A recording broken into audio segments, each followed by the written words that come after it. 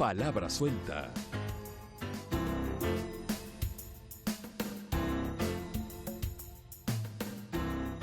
¿Qué tal? Buenas noches, bienvenidas, bienvenido. Palabra Suelta con usted aquí en la televisión pública de nuestro país. Miércoles 8 de febrero de 2017 estamos en vivo en esta entrega de Palabra Suelta y por lo tanto su participación, su activa y dinámica interacción con nosotros es vital, nos ayuda a hacer el programa. Y ahora, aparte o a más de las líneas telefónicas que sí, ahí están ya en la pantalla, tenemos también la herramienta Facebook Live. Ustedes pueden interactuar con nosotros sobre estos temas, este tema que vamos a plantear, que pueden, además les recuerdo que pueden participar en este programa con la etiqueta numeral Palabra Suelta de la red social Twitter. Ahí también usted puede hacerlo. Estamos ahí con todo un equipo para facilitar, para interactuar con usted a lo largo de este programa. Porque hoy tenemos como invitado al secretario de Educación Superior, René Ramírez. Si digo Cenecit, en efecto, todo el mundo sabe lo que es Cenecit, aunque son las siglas de un nombre mucho más largo. René, bienvenido, gracias por estar con nosotros. Siempre un gusto, Javier, estar aquí. Sí, efectivamente es Secretaría de Educación Superior, Ciencia, Sí. Tecnología e Innovación. Sí, sí. A veces se irrita el presidente Correa, dice que la burocracia del Estado. Yo no quiero usar peyorativamente la palabra burocracia, porque no hay Estado sin burocracia. No se podría entender al Estado sin una burocracia, pero él dice, son expertos en poner este tipo de nombres, larguísimos. Sí, efectivamente, sí, los acrónimos, ¿no? Sí, sí. Bueno, hay muchos temas para tratar contigo, René, y por eso te reitero el agradecimiento por esa predisposición para venir a conversar. Empezando porque he visto un trabajo tuyo que tengo entendido que mañana sale, empieza a publicarse en el diario El Telégrafo, sobre demuestras con cuadros, con curvas, que la reciente década es una década ganada. ¿Y por qué es una década ganada? Porque es una década pro-pobre, a despecho de lo que fueron las décadas anteriores, que fueron décadas pro-ricos, acentuando esas desigualdades, esas inequidades en nuestro país, que ya de por sí las ha tenido históricamente muy profundas. Trabajo que, como decía, va a empezar a publicarse desde mañana en el diario El Telégrafo. ¿Quieres compartir con la gente el núcleo de ese trabajo? Puedo anticiparle que tiene unas 6-7 páginas. Es un poco largo para un periódico, pero bueno, el diario El Telégrafo ha hecho un trabajo de esfuerzo de síntesis. Insisto en la inquietud, el corazón de esa investigación. Sí, bueno, gracias, Javier, por la pregunta. Creo que es un momento fundamental para la sociedad ecuatoriana para tomar decisiones sobre qué tipo de sociedad quiere vivir. En ese marco, lo que muestra esta investigación es que está en juego dos tipos de sociedad, ¿no? Y lo que hago la comparación 1996-2006, 2006-2016, ¿no? Las dos últimas décadas, para ver qué ha pasado, ¿no? ¿Qué ha pasado con la sociedad ecuatoriana y qué está en disputa? Porque realmente del 2006 al 2016 en la Revolución Ciudadana hemos tenido una economía política de buscar construir cierto tipo de sociedad, una sociedad mucho más cohesionada, una sociedad mucho más integrada, una sociedad mucho más igualitaria, cuando vimos una sociedad completamente desintegrada. ¿Qué es lo que encuentra el estudio? ¿Qué es lo que dice esta pequeña análisis que se hace con respecto? Primero que en la Revolución Ciudadana no solo es pro-pobre, aquí tenemos que tener claro, creció en toda la sociedad el bienestar medido en este caso a través del ingreso, ¿no? Pero creció más en los estratos más pobres, ¿no? Por decirlo de una forma, en el 10% más pobre el ingreso creció 120% y en el 10% más rico creció en el 40%. O sea, primero creció en toda la sociedad, pero creció sobre todo en los estratos más pobres, lo que produce una convergencia social, lo que produce una mayor integración social, una mayor cohesión social. ¿Qué pasó en la década precedente a la Revolución Ciudadana? En la década precedente a la Revolución Ciudadana, lo que pasa es todo lo contrario.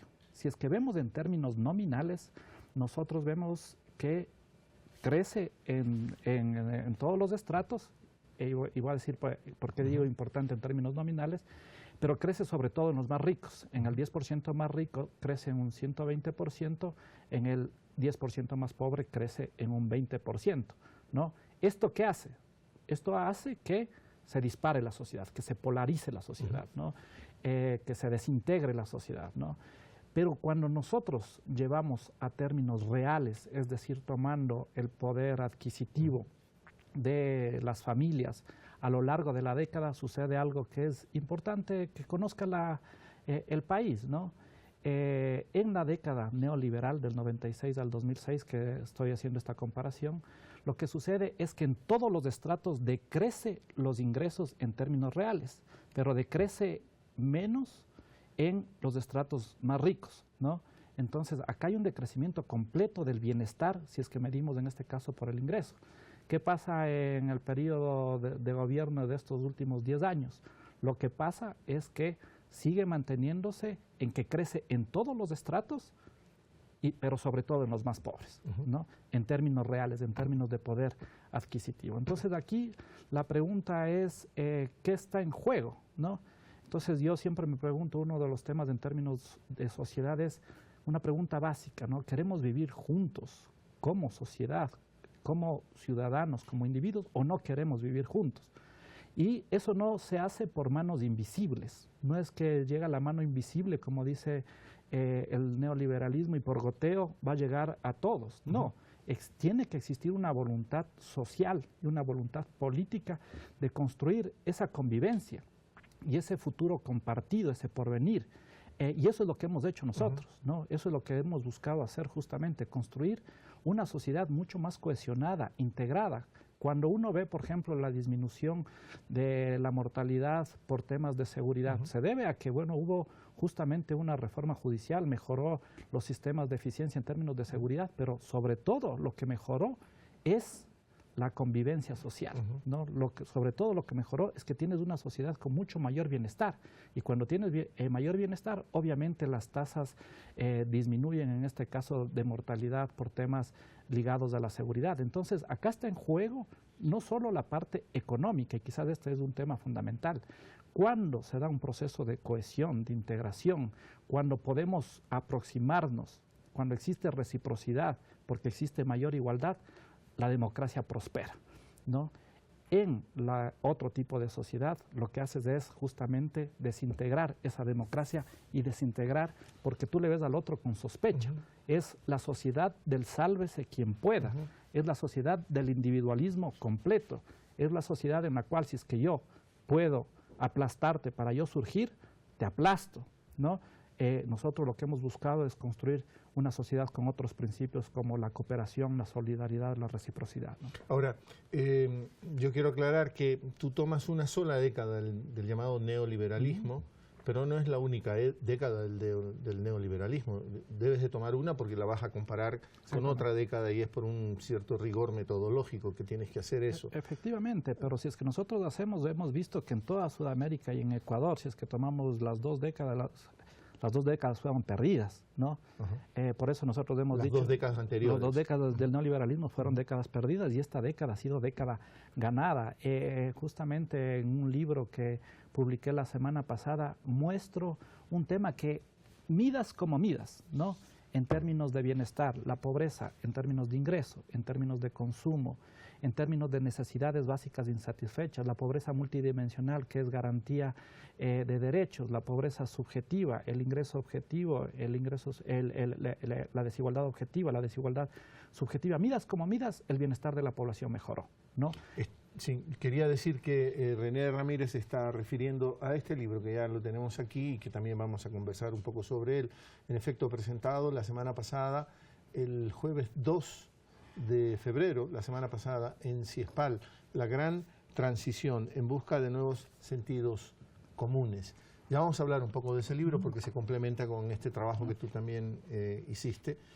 Sin embargo, de que hay un crecimiento en la sociedad, aunque tú lo llamas década pro-pobre, pero sin embargo crecen todos los Porque crecen a mayor velocidad que los pobres ricos, ¿no? sí. Entonces por eso le llamo pobre. Nos han querido decir siempre que el modelo, este proyecto político de la Revolución Ciudadana, nos ha confrontado y nos ha puesto uno contra otros, cuando los datos estadísticos, la investigación científica desvela todo lo contrario.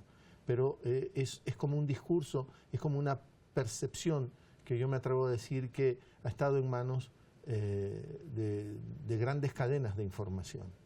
Sí, efectivamente, ¿no? No quieren decir que nosotros justamente hemos construido una sociedad mucho más polarizada, ¿no? La polarización se dio en el neoliberalismo, en donde hubo desintegración familiar, ¿no? Acordémonos, la estampida migratoria es el mejor ejemplo justamente de esa desintegración que existió en el Ecuador. Acá claramente lo que nosotros hemos visto es una integración mucho más social, un acercamiento, y eso es bueno para la sociedad, que disminuyan las distancias. Aquí, una vez más, mejora el bienestar porque cae la pobreza, ¿no? Y aquí sucede un hecho que para mí me parece fundamental que la población conozca: la reducción de la pobreza estructural que se mide a través de necesidades básicas insatisfechas o a través de garantía de derechos, cae a mucha mayor velocidad que la pobreza monetaria. Y es mucho más complicado que caiga la pobreza estructural a mayor velocidad, porque el uno tiene que ver con el dinero, subo el salario y ya puedo salir de la pobreza.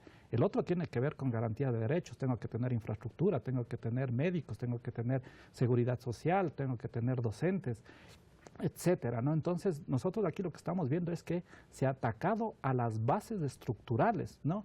Y es por eso que también justamente en mi libro yo lo llamo, porque además he escuchado en la esfera pública de ciertos políticos que 10 años es suficiente. Tenemos que tener claro que 10 años no es suficiente. Ningún país en la historia del mundo ha hecho una transformación en 10 años. Yo le llamo por eso la gran transición. Para hacer una gran transformación se necesita una gran transición. Y también tenemos que ver que nosotros somos un país en un concierto de un sistema capitalista completamente en el cual jugamos un rol muy marginal con respecto a lo que podemos hacer en la geopolítica mundial, ¿no? Ya estamos entrando en el libro que presentaste, reitero. A propósito, ¿dónde se encuentra este libro? Si ya se suscita el interés de alguien por encuentra en Ciespal. Y también yo generalmente todos mis libros tengo en mi blog, donde se pueden bajar gratuitamente. El libro, y está ya en tu... ya está en mi blog. En tu blog. Dices en este libro que en efecto hubo una recuperación del Estado en esta década, en el proyecto de la Revolución Ciudadana, para la gente, pero haces la crítica no con la gente. Y la siguiente década tendría que ser esa recuperación, consolidarla no solo para la gente, sino con la gente. Lo que apunta, lo que hace pensar en que tiene que crecer la cuestión ciudadana en una sociedad como la nuestra. Sí, efectivamente, ¿no? Acá no solo necesitamos actores, sino autores, ¿no? Y aquí el vértigo de la transformación llevó a que tengamos algo que ha sido fundamental, ¿no? Una transformación a través de una democracia directa. Hemos tenido 10 procesos electorales en 10 años, vamos a tener una consulta, etcétera, que ha sido el vértigo de la transformación, ha llevado a justamente tomar decisiones que han permitido que se dé esta transición, ¿no? Yo señalo que claramente el Ecuador tiene marcado cuál es su pacto de convivencia. Su pacto de convivencia es la Constitución de la República, y desde mi punto de vista esa es la utopía como país en términos de transformación: pasar del antropocentrismo al biocentrismo, pasar del colonialismo a una sociedad plurinacional radical, pasar de una economía completamente capitalista, egoísta, a una economía social y solidaria, pasar de una democracia representativa a una democracia participativa, deliberativa, obviamente también representativa. Ahí está configurado cuál es la sociedad que tenemos que construir. Estás hablando de la utopía de la Revolución Ciudadana, que en la Constitución de 2008 la llamó summa causae, o el buen vivir. Exactamente, pero no es de la Revolución Ciudadana, es del país, sí. ¿no? El país firmó un nuevo matrimonio, un nuevo pacto de convivencia, luego justamente de que el divorcio social estaba en las puertas, nos estábamos desintegrando, y la población toma la decisión de volver a confiar entre nosotros mismos y plantear un porvenir compartido, y esa es la Constitución. Exacto, y la gente tiene que recordar que como había ese riesgo de desintegración, todo pacto social estaba rompiéndose, no solo que fue suficiente que lo apruebe la Asamblea Constituyente de Montecristi, una vez aprobada, fue sometida a una consulta popular, como para un doble proceso, para que no quepa ninguna duda de que esa Constitución ha sido aprobada. Sí, efectivamente, no como fue la Constitución de 1998, que fue todo lo contrario, fue en un cuartel donde no fue, era reforma y terminaron haciendo una nueva Constitución, donde fue a escondidas, acá fue completamente abierto. Entonces, ¿cuál es el punto fundamental de esta gran transición? Y eso es importante señalar, es una transición, ¿no?, que tenemos que seguir disputando para conseguir esa transformación como sociedad. Y es por eso que justamente complemento con esta otra investigación, también lo digo en el libro, hago el análisis comparativo, en el cual en la otro tipo de sociedad era una sociedad en la cual, una vez más, es el sálvese quien pueda, ¿no? Si es que yo surjo, tengo que hacerlo a través de que los otros no surjan, ¿no? Lo que se dice en economía, juego de suma cero. Nosotros creemos que podemos hacer un juego de suma positiva, que todos ganemos, ¿no? Y que en ese proceso de todos ganar, que vayamos a procesos de convergencia, y los que están más rezagados, que mejoren más que los que ya están bien, ¿no? Entonces, eso se ha producido en esta década, ¿no?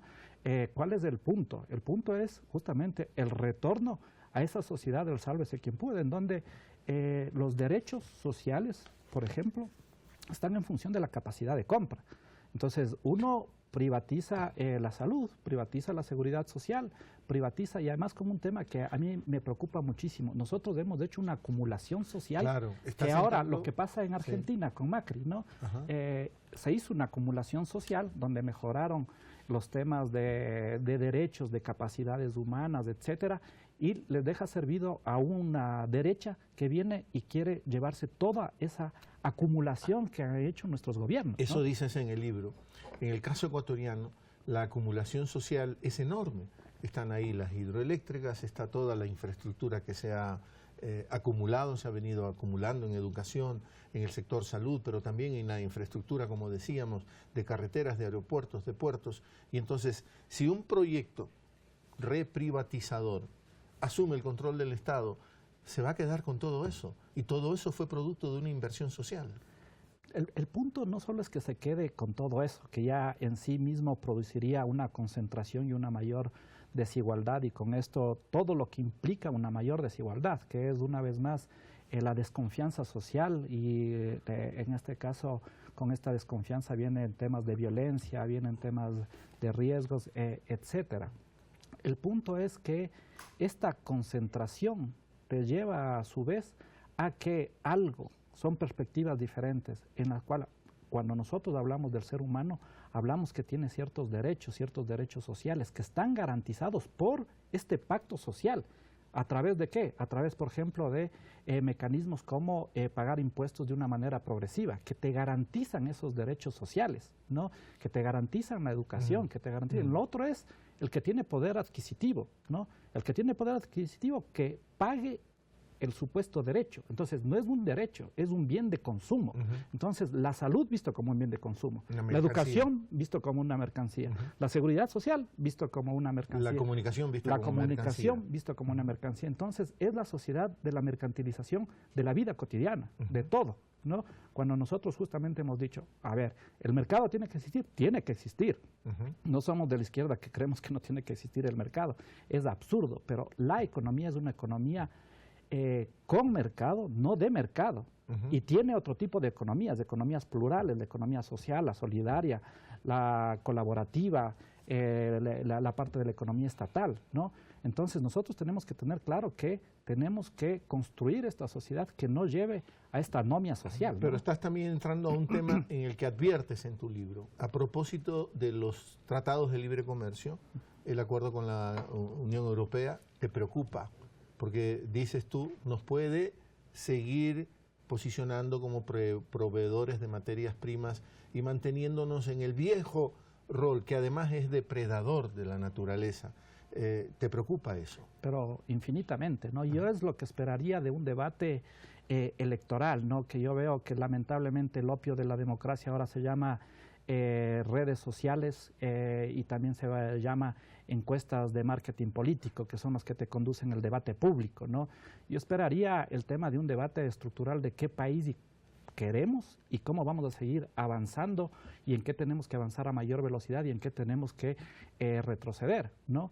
Si es que existiese algo que haya que retroceder. Sí, sí. Entonces nosotros tenemos que tener ese debate y aquí en el tema del acuerdo comercial es claro que en el acuerdo comercial existe en lo que se llama en economía una distorsión de los precios relativos que fomenta a continuar con una estructura productiva que es insostenible socialmente, ambientalmente y económicamente. A ver, una economía primaria exportadora y secundario importadora, a mí me preocupa más lo secundario importadora que lo primario exportador, ¿no?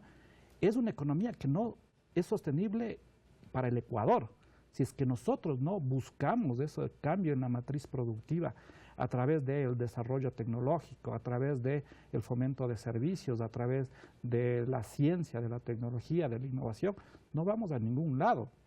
Aquí claramente existen, yo suelo llamar, tres cosas que atraen el capital. Uno es el capital atrae el capital, otro los recursos naturales atraen al capital y otros son las capacidades, los talentos del talento humano, la capacidad social atraen al capital. Nosotros hemos apostado a construir ese capital social, llamémoslo así en términos, no me gusta la palabra capital social, pero ese talento humano, esas capacidades humanas y sociales. Ha mejorado el tema de salud, ha mejorado el tema de energía, ha mejorado el tema de universitario, ha mejorado el tema de las especializaciones. De hecho, por ejemplo, nosotros acabamos de firmar un convenio con una empresa rusa que dice, nosotros hemos visto en Ecuador que tienen esas capacidades instaladas y vamos a crear nuestra fábrica de vacunas en Yachay, ¿no? Con una inversión de una primera fase de $30 millones. ¿Por qué? Porque sabemos que ahí tenemos esa inversión real. ¿Frente a qué era antes? Una economía de la especulación, una economía que favorecía justamente a la banca, no una economía que buscaba tener hidroeléctricas, que tener energía más limpia, tener educación para todos, tener salud para todos, que avancemos en esa dirección. Obviamente, si es que me dicen falta por hacer, falta por hacer. Sí. Es imposible en 10 años hacer esta transformación. Por eso tenemos que seguir disputando la segunda década para seguir en la vía de la transformación. Has usado la palabra disputando, entonces también entremos a otro apartado de tu libro, otro tema que trabajas en el libro, el concepto de la disputa. A veces también nos han querido hacer creer que es necesario salir corriendo frente a la disputa. No, yo soy un pacifista, a mí no me gustan las disputas, pero no hay política sin disputa, pues. Efectivamente, Javier, aquí lo que tenemos que tener claro es que los seres humanos no somos robots, ¿no? Los seres humanos tenemos diferentes formas de pensar, ¿no?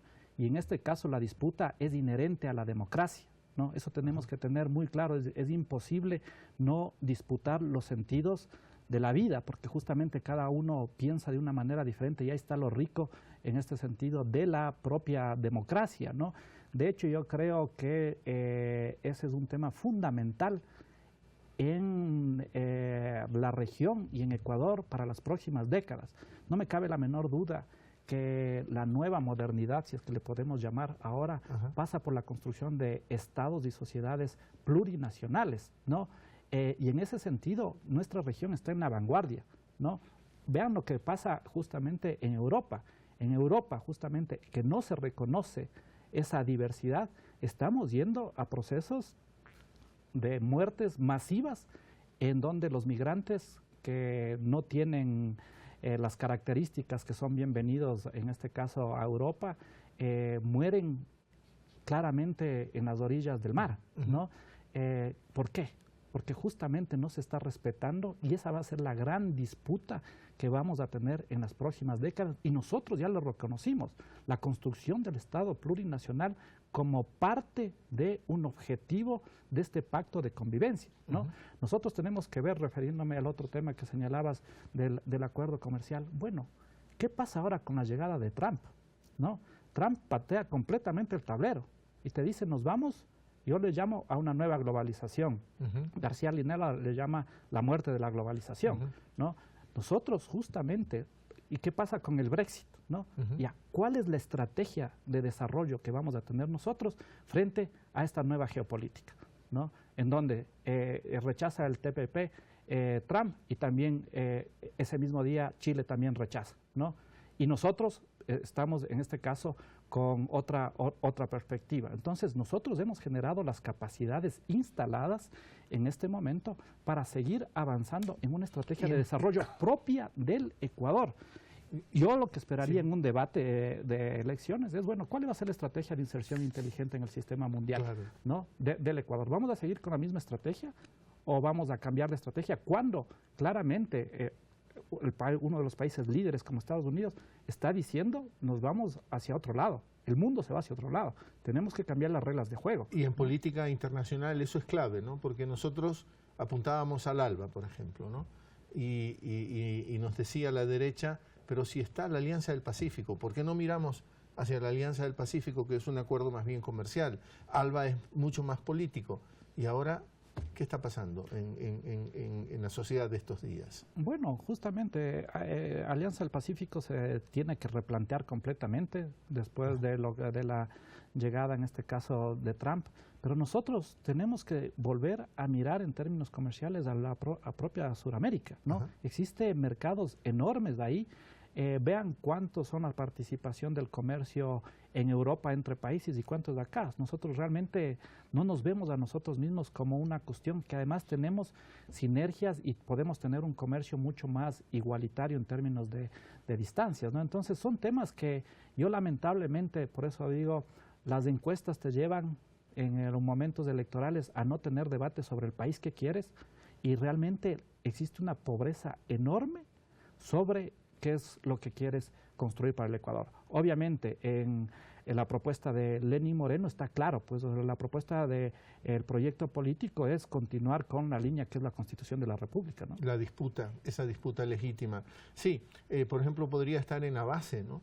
Los objetivos de desarrollo del milenio, si tomo las propuestas de Naciones Unidas, ahí hay temas como, por ejemplo, cambio climático. Hemos tenido reuniones planetarias para discutir ese deterioro ambiental producto precisamente de esa desesperación por la explotación de los recursos naturales. No hay ese debate. No hay ese debate. Y nosotros ya tenemos como sociedad, acordémonos que existe el capítulo del régimen de desarrollo, ahí están los objetivos de desarrollo, ¿no?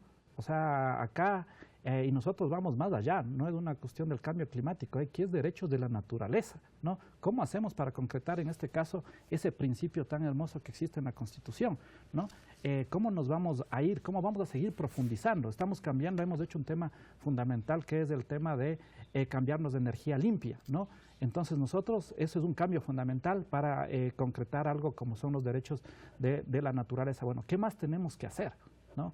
Como sociedad. Entonces son debates que es necesario ponerlos en la mesa para realmente que se dé un diálogo y que la sociedad sepa cuáles son las dos sociedades.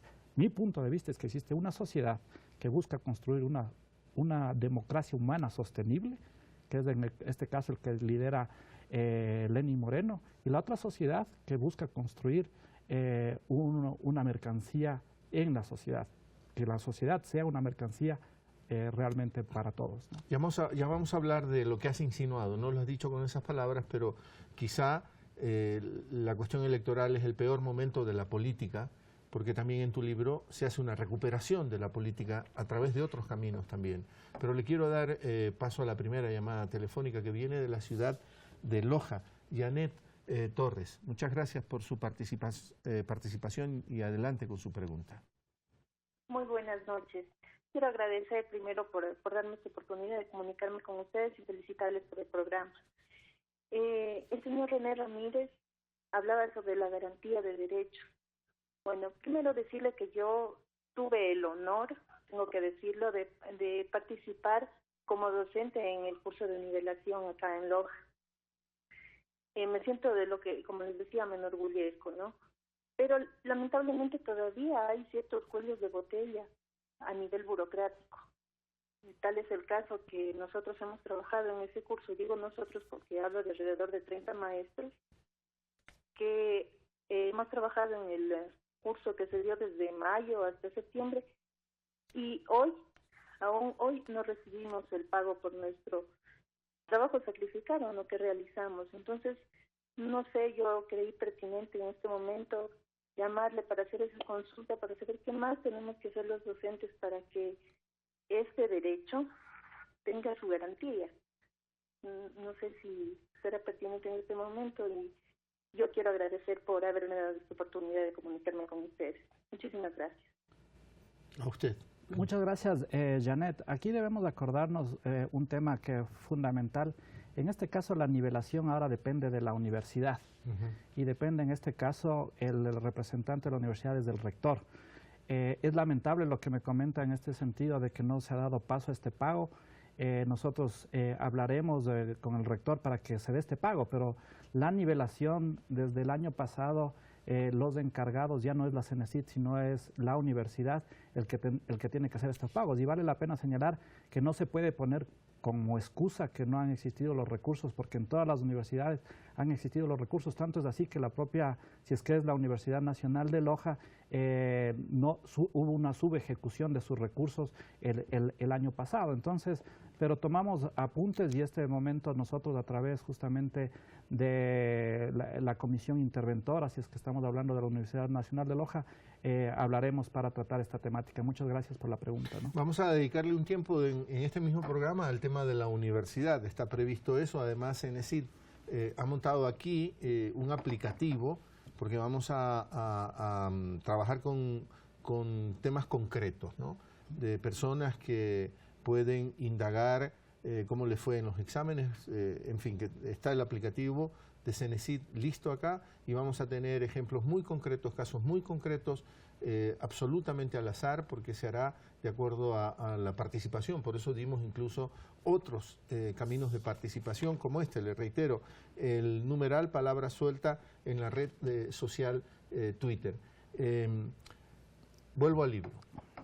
Que también estuviste, la semana pasada fue la presentación de este libro, sí. La anterior semana participaste en la presentación de un libro de Francisco Sierra, de CIESPAL, que también era muy interesante porque hablaba precisamente de algo que también mencionaste, capital financiero y comunicación, como ese matrimonio, muchas veces perverso, también ha creado problemas a una sociedad, no solo a la ecuatoriana. Aquí en este libro hablas de la necesidad de la ética en la política. Sin ética no es posible hacer política, y si no es posible hacer política no podemos soñar con la transformación, no podemos tener esperanza. Citas a Mariátegui, y Mariátegui ya lo advirtió desde hace tantos años. Una cosa es estar en espera y otra cosa es tener esperanza. Sí, efectivamente, ¿no? Y aquí también, una vez más, el tema de la disputa, ¿no? La posibilidad de construir otra sociedad solo es viable si es que existe la política, ¿no? Es por eso que la estrategia en el neoliberalismo es matar la política y decir todo tiene que ser completamente técnico, cuando esa mirada técnica ya en sí mismo es política, ¿no? Como decir no hagamos nada en la economía, en la sociedad, porque la mano invisible va a solucionar todos los problemas, cuando sabemos justamente que no solucionan los problemas y que tiene realmente muchos cuellos de botella tener esa perspectiva.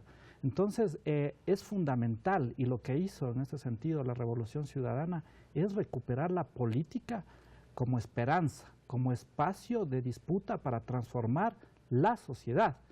Y obviamente, lo que deslegitima a la política, si es que no realmente se garantiza una ética dentro de la política viene a menos.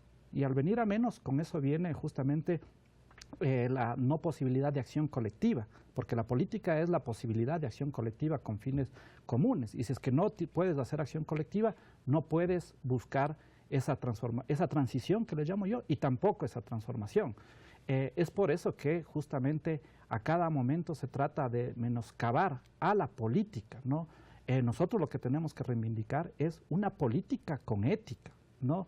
Y no va a haber justamente una política que permita esa transformación si es que no existe ética. Por eso la izquierda y en general la sociedad tiene que ser completamente implacable con respecto a los valores éticos que tienen que cumplirse en la sociedad y obviamente en la política, ¿no?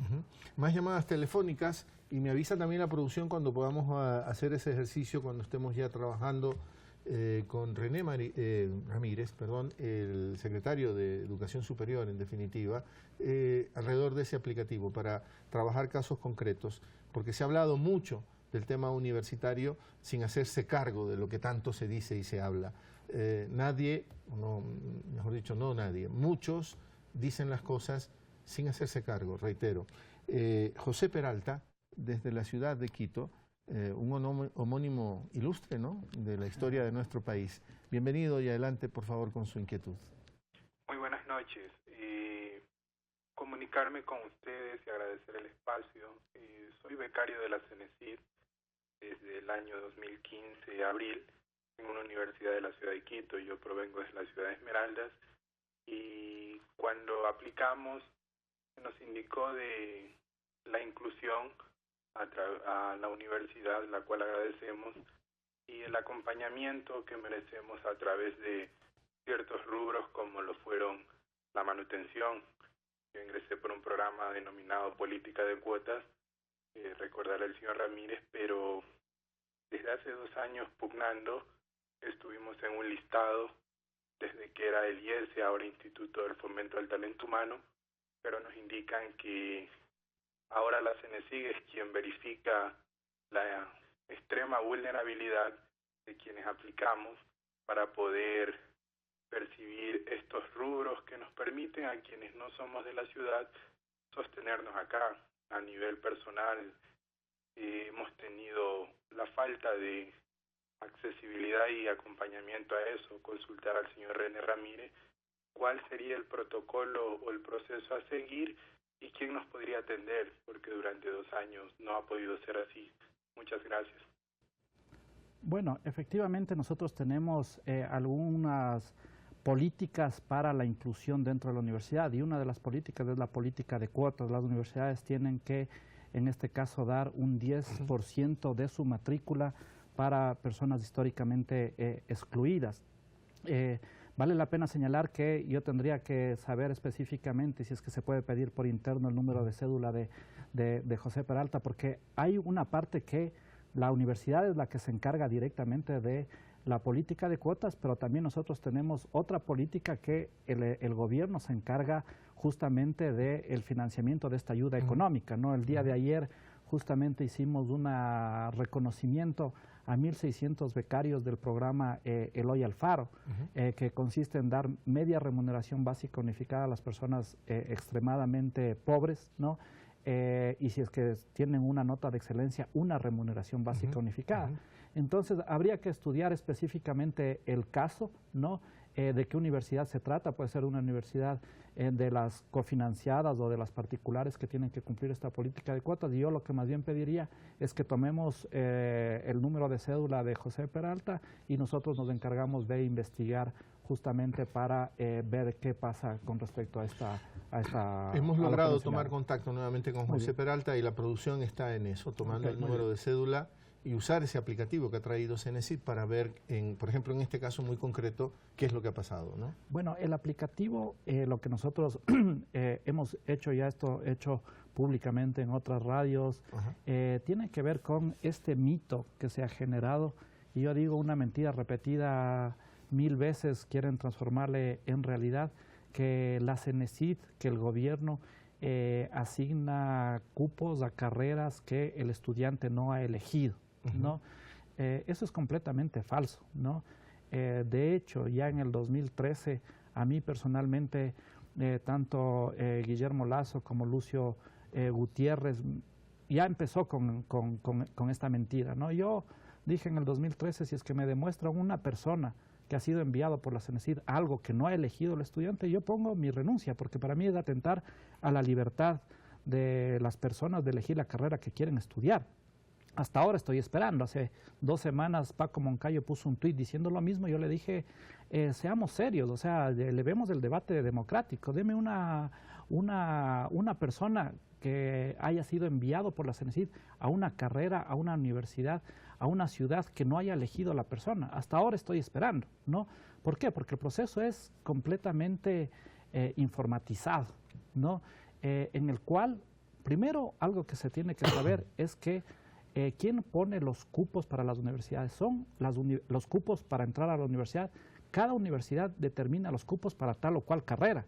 Medicina tienes 300 cupos, arquitectura 200, ingeniería 50, y esto hacen todas las universidades. Estamos hablando de que existen alrededor de 2.700 carreras. ¿Cuál es la forma de asignar esos cupos? A través del examen. Este examen, que es un examen de aptitud, ¿no? Que es de razonamiento. Y aquí también viene otro mito que ya lo voy a mencionar en un momentito, ¿no? Entonces, se asignan los cupos en función de la nota, ¿no? ¿Qué pasaba antes? Antes pasaba el que madrugaba, el cupo según quién madruga, ¿no? El que tenía plata para comprar el cupo de la cola, ¿no? El que realmente muchas veces, por ejemplo, existían universidades en las cuales te daban un número y si es que salía sorteado, entrabas, ¿no? Entonces, yo le he llamado muchas veces la palancocracia a las redes sociales para poder entrar. En todas las universidades, cuando nosotros asumimos la secretaría, en 9 de cada 10 universidades existía un mecanismo para seleccionar.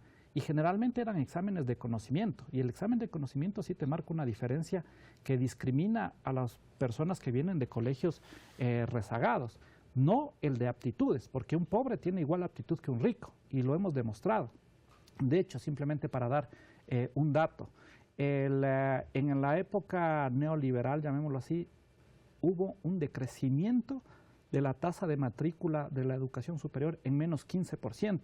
En este periodo de gobierno ha habido un crecimiento en 101%, la tasa de matrícula del 40% más pobres. Se ha duplicado la matrícula de los más pobres. Y hay un 10% de la población que por primera vez está en una universidad. El 70%, Javier. El 70% de las personas que ingresan a la universidad el día de hoy son personas que son primera generación de sus familias que ingresan a la universidad. Su papá, su mamá, ¿Y de sus hermanos no ingresaban, que es 4 veces superior a lo que era antes. Entonces aquí rompemos el mito, no, los pobres no son inteligentes, les va mal en el examen, quedan rezagados. No, todo lo contrario. Lo que estamos viendo es que hemos igualado oportunidades. Después tiene que venir una nivelación, porque después sí, efectivamente, existen los rezagos de conocimiento de los colegios que todavía no se han cerrado todas las brechas. Entonces, ¿qué hacemos nosotros? Simplemente es un examen de aptitud y después nivelamos, y con eso pasa un tema que es fundamental, Javier. Cuando nosotros empezamos antes de este proceso del Sistema Nacional de Admisión, 6 de cada 10 personas que ingresaban a la universidad, el primer año desertaba de la universidad, ¿no? Ahora es 1 el primer año, ¿no? ¿Por qué? Si es que nosotros tenemos procesos justamente en los cuales existe mucha deserción, existe un desperdicio social enorme dentro de la sociedad ecuatoriana, porque si es que en este caso se asignan cupos en función del sorteo, si es que eres amigo y si no tienes en este sentido el talento humano, bueno, obviamente va a haber la deserción mayor. Pero acá un tema fundamental, nosotros tenemos que seguir avanzando en matrícula. ¿Cuál es la propuesta que hemos hecho? Y hemos hecho al sistema de educación superior justamente en los debates de la Agenda 2035 con las universidades. Llegar al 2021 al 1 millón de estudiantes dentro de la educación superior. Pero no una cuestión que sea demagógica de decir todos van a ingresar, porque eso es mentirle a la población. Tenemos que tener claro que eso no se puede concretar. No existen ni las aulas ni los profesores para concretar ese tipo de propuestas, ¿no? Entonces nosotros decimos, lleguemos a 1 millón, ¿cómo? Bueno, nosotros ahorita ya estamos construyendo 34 institutos técnicos y tecnológicos, los estudiantes de los institutos técnicos y tecnológicos van a poder continuar, hemos trabajado una reforma dentro de la CENESID del régimen académico para que puedan sacar su 3er nivel y su 4º nivel en la universidad, ¿no? Eso es también muy bueno para el tema de los institutos técnicos y tecnológicos. Hemos propuesto generar mayor inversión para extensiones universitarias. De hecho, en este periodo de gobierno se han creado 11 extensiones universitarias, pero de una manera ordenada y sin perder calidad dentro de la universidad ecuatoriana, ¿no? Entonces, tenemos que ser responsables y obviamente no decir mentiras a la ciudadanía, porque el que le dice que vamos a un libre ingreso le está mintiendo a la población directamente.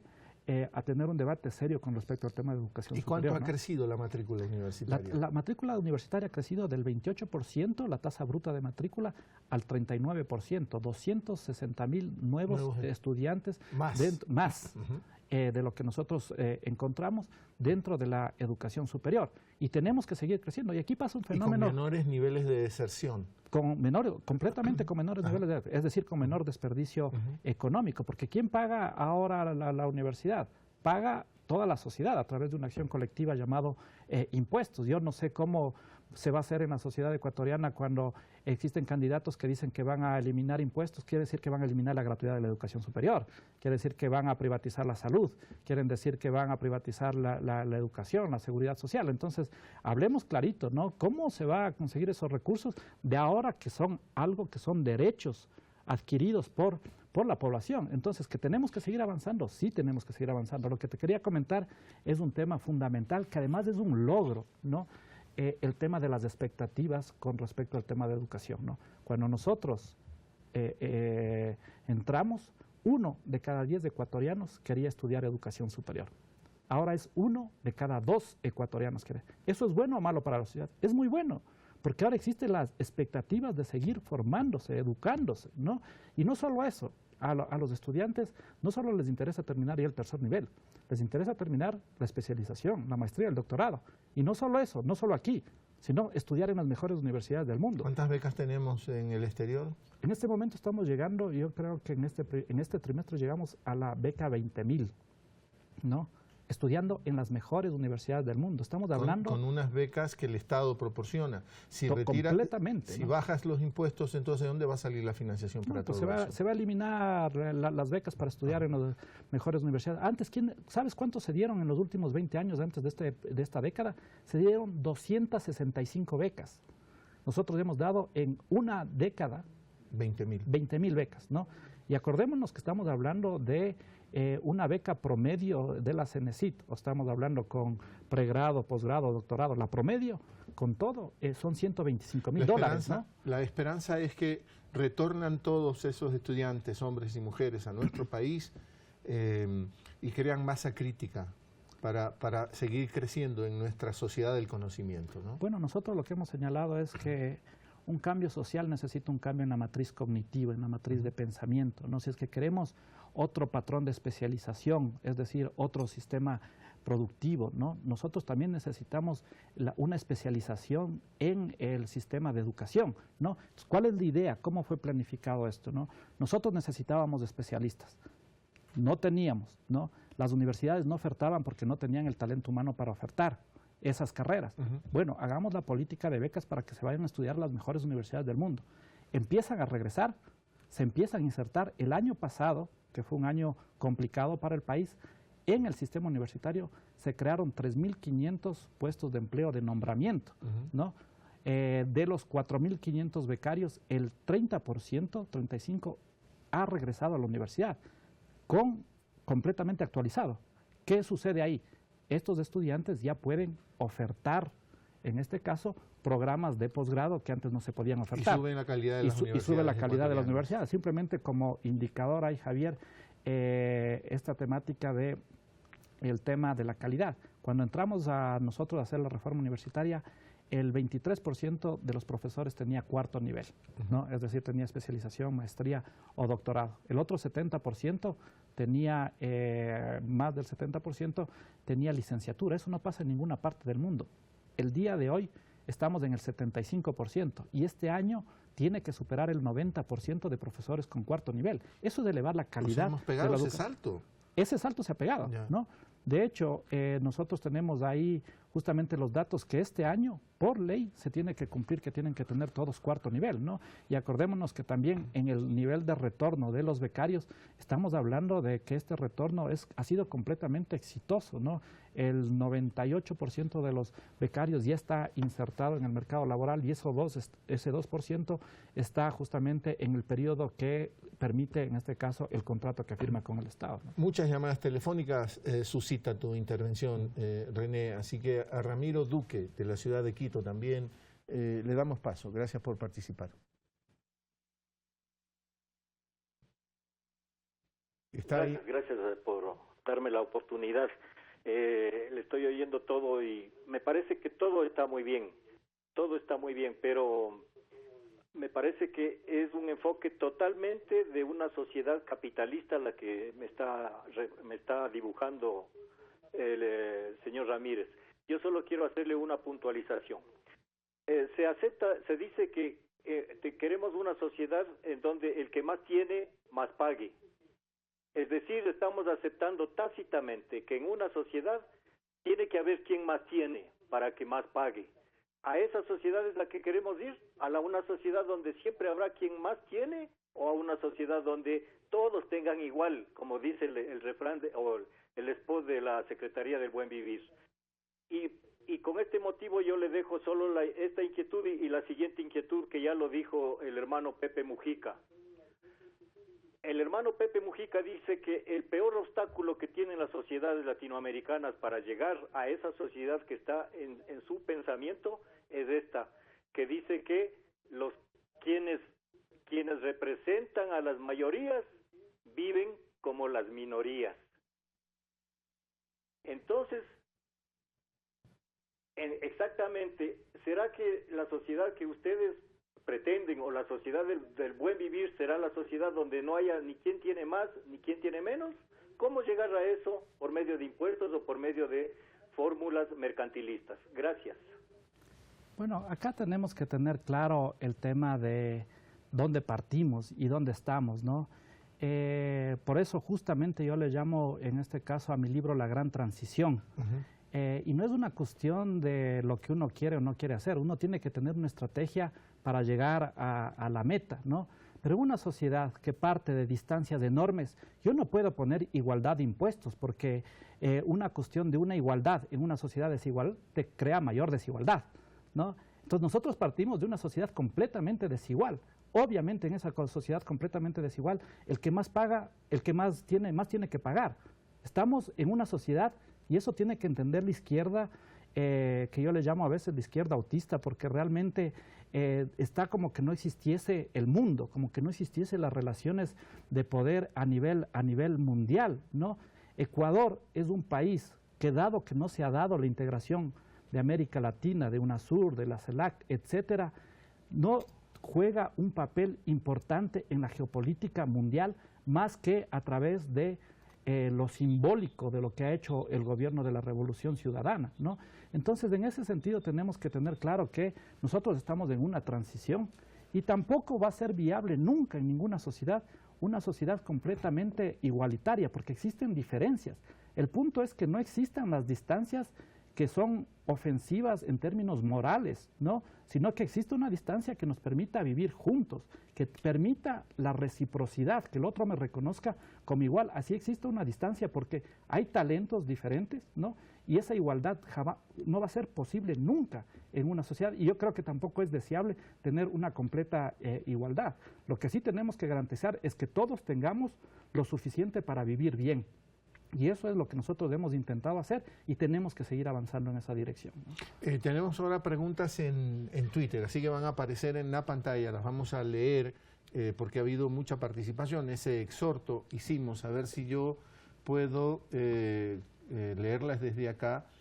¿Qué daño causaría al país la desaparición de la CENESID, como pregonan la candidatura de la derecha? Ya, mire, aquí lo importante de la CENESID en términos institucionales es que, ¿qué pasaba antes del gobierno? No existía la CENESID. ¿Qué significa eso en términos de mirada de país? ¿No?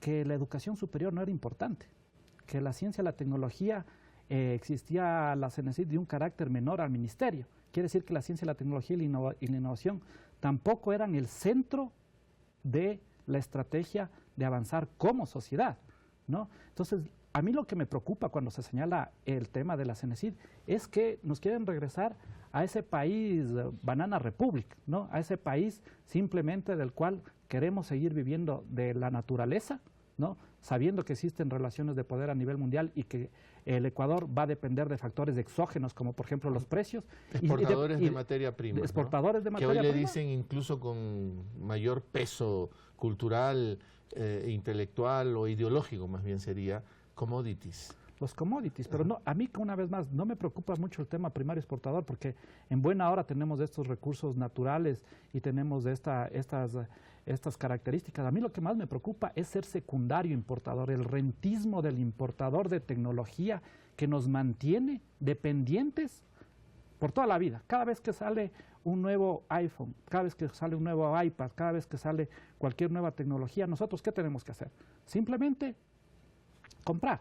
No generamos nada acá.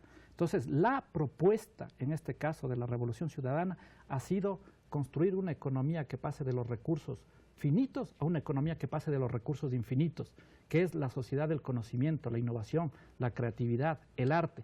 Eso representa la CENESID. Eliminar la CENESID sería eliminar las becas, sería eliminar los institutos técnicos y tecnológicos, sería eliminar las ayudas económicas para los más pobres, sería eliminar el capital semilla para los innovadores, sería eliminar las incubadoras.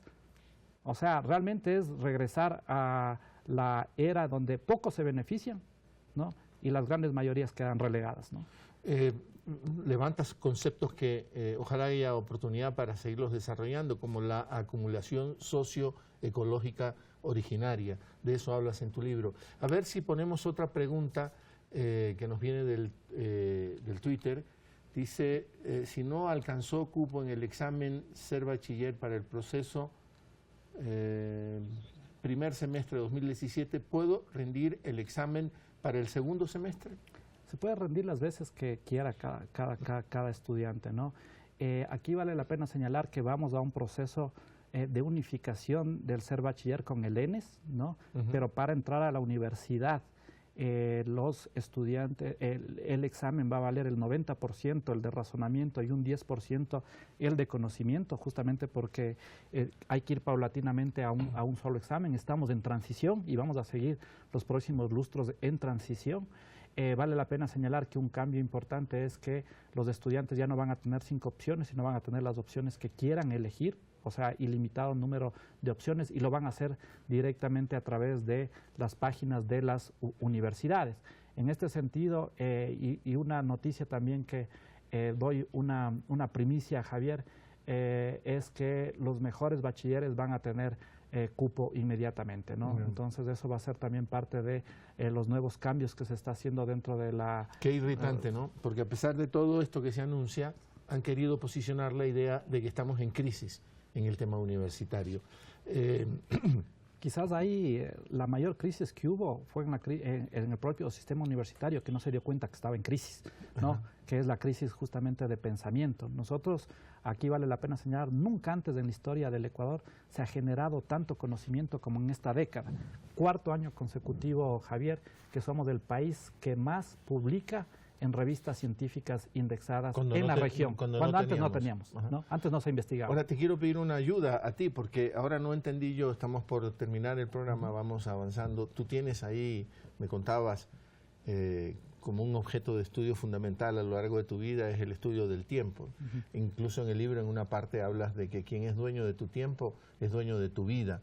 Y bueno, el tiempo se nos está acabando en este programa, pero ¿en qué consistía el ejercicio del aplicativo? Eso que traíamos desde CENESID para... Bueno, nosotros en este caso, cualquier persona, padre de familia, madre de familia, tío, pariente, que crea en este sentido que la CENESID ha enviado a un estudiante a estudiar algo que no quería estudiar, bueno, que nos comunique, ¿no? Nosotros inmediatamente ponemos el número de cédula y sale todo lo que ha elegido el estudiante, ¿no? El estudiante pone sus 5 opciones. Después de poner sus 5 opciones, él tiene la posibilidad de rechazar. Hacer un ejercicio ahora aquí en el programa. Si es que, sí, o sea, estamos en capacidad de hacer eso. Si es que la persona nos enviaba, estamos en la capacidad. Sí, estamos en la capacidad. Si es que existe una persona que envía, se puede poner el número de cédula y enseguida te salen cuáles son los... De hecho, te comento, hace 10 días estuve en Radio Sucre y en otras radios en Guayaquil, y justo me llamó una madre de familia y me dijo, no, ustedes le enviaron a estudiar una cuestión que no quiso. Inmediatamente nos metimos, no estaba ahí con una computadora, pero llamamos por teléfono y vimos que el chico había, obviamente su tercera opción había sido que la opción que eligió, no le había dicho necesariamente la nota que había sacado al padre, ¿no? Pero esta es una cuestión de un algoritmo, ¿no? Ajá. Es un algoritmo, es informático, que el momento que sale la nota inmediatamente se asigna en función de los cupos que se tienen. Me está diciendo la producción que no ha llamado nadie a hacer ese ejercicio, por eso no lo hemos podido hacer. Yo no sé si... Y también quizás una recomendación ahí a la ciudadanía que está viéndonos. Nosotros en el examen que va a ser el 4, 5 y 6 de marzo, también tenemos en la plataforma de la CENESID una pestañita que dice jóvenes, ¿no? En esta pestañita que dice jóvenes, el estudiante puede repasar gratuitamente, no tiene que pagar en ningún instituto privado, puede repasar los exámenes que se tomaron en el pasado. Y ahí, con tiempo, le salen las preguntas, puede ver en qué está bien, en qué está mal, familiarizándose. Porque aquí, por ejemplo, en la parte de matemáticas, uno necesita saber sumar, restar, dividir y multiplicar, ¿no? Porque son de razonamiento, no son de conocimiento, no necesitas integral, cálculo diferencial ni nada por el estilo. Entonces, el estudiante tiene que familiarizarse. Mi sugerencia siempre, mi invitación, es para que la ciudadanía pueda meterse en esta plataforma Jóvenes de la CENESID y pueda practicar, en este caso, los exámenes que ya dieron sus compañeros, ¿no? O sea, no hay trampa. Aquí está todo abierto. Está puedes todo abierto, prepararte y asegurarte que vas a tener un buen examen. Puedes prepararte, puedes familiarizarte con el examen. Obviamente las preguntas en términos de razonamiento cambian, pero la forma de la pregunta es exactamente lo mismo. Son de aptitud verbal, numérica y de razonamiento espacial, lógico, ¿no? A algunos le he escuchado jóvenes decir es que eran preguntas precisamente de razonamiento y creí que me iban a dar más preguntas de conocimientos. Para eso está el ser bachiller. ¿No? El ser bachiller es justamente un examen de conocimiento, de destrezas, de aprendizaje, etcétera. Pero a nosotros lo que nos interesa es justamente un estudiante que viene del campo puede no saber la integral, ¿no? Una integral o un cálculo diferencial porque no le enseñaron en su colegio. Pero puede ser muy bueno en términos de razonamiento numérico. Entonces le va a ser muy fácil aprender la integral en la universidad. Otra persona puede saber integral, pero puede tener realmente bajos niveles de razonamiento. Entonces, lo que nos interesa a nosotros es justamente aquellas personas que tienen estas destrezas cognitivas de razonamiento. La educación tiene que ir a una convergencia que lo principal sea saber ser crítico, saber razonar, saber pensar. Porque lo otro, más ahora en la era digital, te metes al internet y te bajas justamente toda la información. No necesitas memorizar nada, ¿no? Ok. Ya viene el partido diferido, lo tuvimos que diferir para poder hacer noticias en vivo, palabra suelta. Viene el partido diferido, el sub-20 clasificatorio a Corea, Argentina, Brasil, inmediatamente después de palabra suelta. China, una de las últimas preguntas. Abordas el tema chino en tu libro, tu más reciente libro. ¿Cómo ves a China? También se dice cosas terribles, estamos hipotecados a China, se ha convertido en una suerte del nuevo monstruo de este orden internacional. ¿Qué es China? Bueno, cuando uno habla de China, habla justamente de esta nueva geopolítica y el rol que cumple un nuevo monstruo a nivel mundial, ¿no? Claramente nosotros no estamos hipotecados nada en términos de servicio para que la ciudadanía sepa si es que tenemos $100, lo que se está pagando en servicio de la deuda es $3, $4, ¿no? Máximo por año. Entonces realmente hay que ser, mientras otros países sí tienen deudas que superan a la capacidad de riqueza que tiene el país, nosotros como país justamente en vías de desarrollo necesitamos de recursos frescos y aquí ha habido un cambio diferenciado. China generalmente presta a los países en vías de desarrollo, pero para inversión productiva. Y nosotros lo que tenemos que preguntar es si es que esa inversión ha sido rentable o no. Una hidroeléctrica te da una tasa interna de retorno del 28-30%, ¿no? Ahí es cuando el señor Ramiro Duque, que llamó, dice, estás usando un lenguaje de economía capitalista. Pero es que no podemos utilizar otra cuestión diferente cuando vivimos dentro del capitalismo, ¿no? Lo otro es entrar en un sistema que quede completamente aislado. El tema es cómo se da la disputa en la transición, ¿no? Entonces nosotros no estamos aislados del sistema mundial económico, pues nosotros necesitamos en este caso al sistema bancario, ¿no? Ya, ¿cómo disputamos al sistema bancario? Bueno, eso es otro tipo de preguntas, ¿no? Pero aquí nosotros tenemos que saber que somos un país que para poder disputar tenemos que integrarnos, ¿no? Y tenemos que jugar en este caso con ciertos países dentro de esta nueva geopolítica, y en este caso también hemos jugado geopolíticamente con China, y eso también es bueno para poder dar este salto que hemos dado en esta década. El tiempo, René, no es lineal, es más circular. Estás más cerca de la cosmovisión indígena andina que de esa racionalidad europea cartesiana. Bueno, el tiempo es circular, dependiendo de las circunstancias, es relativa, es absoluta, es también lineal desde cierta perspectiva. Entonces, el tiempo es la vida, ¿no? De hecho, en mi libro yo lo que señalo es que tenemos que cambiar los valores, ¿no? Y el principal valor es la vida, y la forma de justamente valorar este tema de la vida, el proxy más cerca a la vida es el tiempo, porque a quien entregas tu tiempo, entregas tu vida. Por eso, desde la disputa de otros sentidos comunes, como señala el libro, tenemos que buscar otras unidades de análisis que permitan valorar de una manera diferente al dinero, ¿no? Eso es lo que tenemos que disputar, y eso no se puede dar si es que no existe un cambio en la matriz de pensamiento cognitiva de la sociedad. Y el capitalismo no se nos puede apropiar del tiempo. El capitalismo se apropia del tiempo. Sí, digo. Se apropia del tiempo. El punto es cómo disputas un tiempo para la libertad, para la emancipación, o un tiempo para la enajenación, para la dominación. Entonces nosotros tenemos justamente que en ese marco disputar al capitalismo que no te robe ese tiempo, que es un tiempo que tú podrías tener justamente para conseguir el florecimiento individual. ¿No sientes que a veces la banca lo que te vende es tiempo? Claro, generalmente hace eso el capitalismo, ¿no? O sea, el tema de vender, comprar tiempo y apropiarse de ese tiempo sobre todo, ¿no? Entonces, ahí está la disputa en términos políticos muy importante que hay que darlo, ¿no? Temas de valoración de la sociedad, ¿no? Y utilizar otras unidades de análisis, por ejemplo, en vez de el dinero, el tiempo. A mí me parece que eso es una disputa importante, por ejemplo, que es necesario cada vez más valorar, ¿no? No somos consumidores, somos ciudadanos, ¿no? No somos consumidores, somos ciudadanos. Acá el libro también trata justamente una de las paradojas que como proyecto político tenemos que buscar tener una política concreta, que es la paradoja del bienestar objetivo, del malestar subjetivo, ¿no? Nos vamos a tomar un poquito más de tiempo, René, y te pido paciencia, ¿no? Porque ya tenemos la posibilidad de hacer un ejercicio, porque tenemos una persona en el Twitter, perdón, que nos ha dado su cédula, ¿no? Y tenemos ya a esa persona y vamos a hacer el ejercicio. Ahí está. A ver.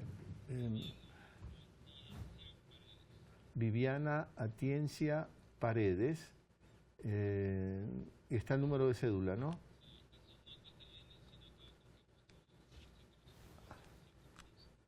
...783-711 las notas con las que postula. Ya, ahí tenemos que tener claro justamente, ya ahí salen las opciones, y ahí además de las opciones sale cuál eligió.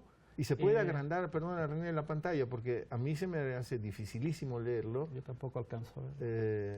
Pero bueno, ahí ya se empieza a ver Universidad Central del Ecuador, Universidad Central del Ecuador, Universidad, perdona, Iberoamericana del Ecuador, Pontificia Universidad Católica del Ecuador, Universidad Técnica Particular de Loja, Quito, Loja.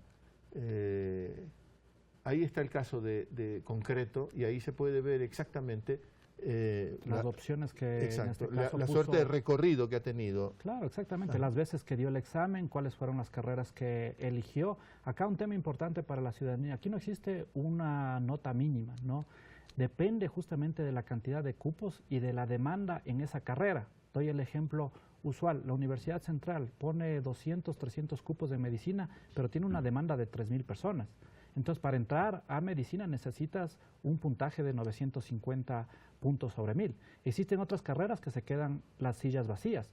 De hecho, en estos 3 años han existido 145.000 sillas vacías que no han sido ocupadas. ¿Por qué? Porque la ciudadanía no demanda esas carreras, ¿no? Entonces, si es que nosotros, como dicen ciertos políticos, nosotros enviamos a que estudien ciertas carreras, hubiésemos utilizado esas 145.000 bancas vacías, ¿no?